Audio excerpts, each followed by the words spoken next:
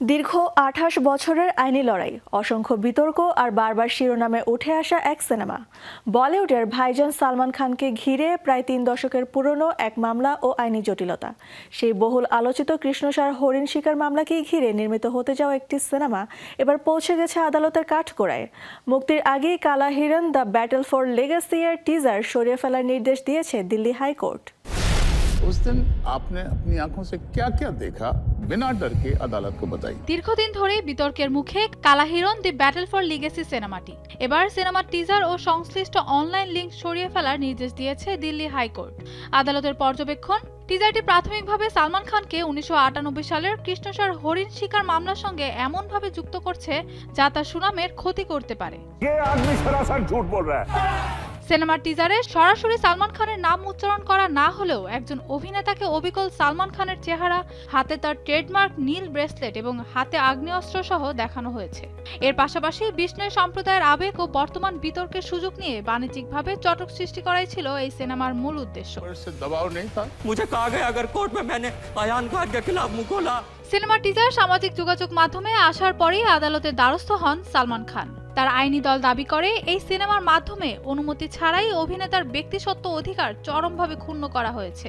যেহেতু কৃষ্ণসার হরিণ শিকারের মামলাটি এখনো উচ্চ আদালতে বিচারাধীন, তাই একটি বাণিজ্যিক সিনেমায় এই ধরনের বিভ্রান্তিকর উপস্থাপন তার নিরপেক্ষ বিচারের অধিকারকে ক্ষতিগ্রস্ত করতে পারে।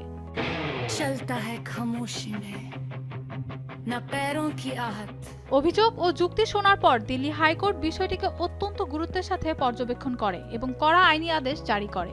বিচারপতি জ্যোতি সিং নির্দেশ দেন যে কালা হিরণ সিনেমাটির টিজার, পোস্টার এবং সামাজিক যোগাযোগ মাধ্যমের সমস্ত প্রচারমূলক লিংক আগামী ২৪ ঘন্টার মধ্যে অপসারণ করতে হবে।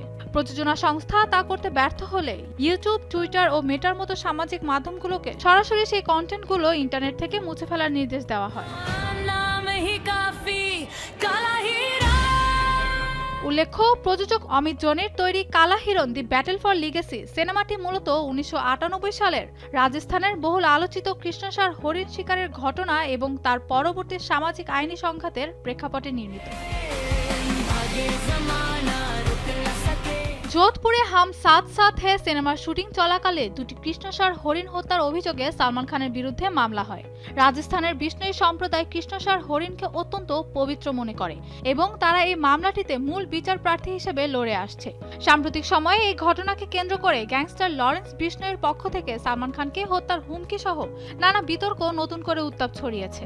সিনেমাটির মূল উদ্দেশ্য ছিল বিষ্ণুই সমাজের এই দীর্ঘ সংগ্রাম এবং চলমান সংবেদনশীল বিতর্কটিকে রূপালী পর্দায় বাণিজ্যিক রূপ দেওয়া। Mahbuba Mustarin, showbiz tonight.